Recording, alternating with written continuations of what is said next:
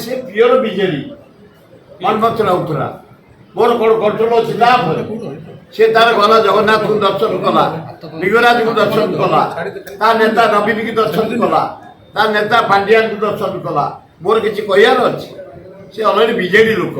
ମୋ ବଡ଼ ପୁଅ କଂଗ୍ରେସ ଲୋକ ସେ ଖାଲି ଭକ୍ତ ଦାସଙ୍କୁ ନେଇକି ଲବଣଗିରି ପାହାଡ଼କୁ ଯାଇଥିଲା ଦର୍ଶନ କଲା ତେଣୁ ମୋର କାହା ଉପରେ କର୍ତ୍ତୃତ୍ୱ ନାହିଁ ସାବାଳକ ପରେ ଜବରଦସ୍ତ କରିବା ସେ ମୋ ଗୋଡ଼ ଧରି ପକେଇଲା କହିଲା ବାପା ମୋତେ ବାଧ୍ୟ କରନ୍ତୁନି କଂଗ୍ରେସରେ ଠିଆ ହେବା ପାଇଁ ମୁଁ ବିଜେଡି ଫାଇନାଲ କରିଛି ମୋ ନେତା ନବୀନ ବୋଲି ଯା ବଡ଼ ଆଇଲା କହିଲା ବାପା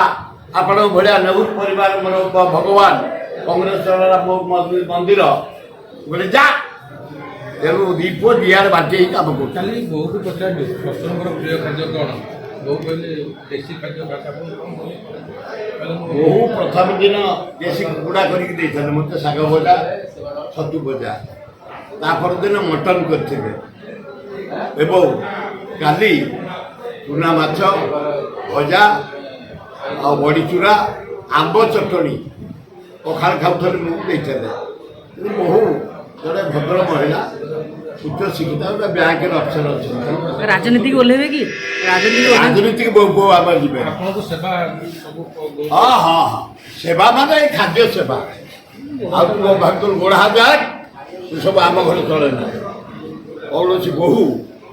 ଆମର ଆମେ ଶ୍ୱଶୁର ଗୋଡ଼ା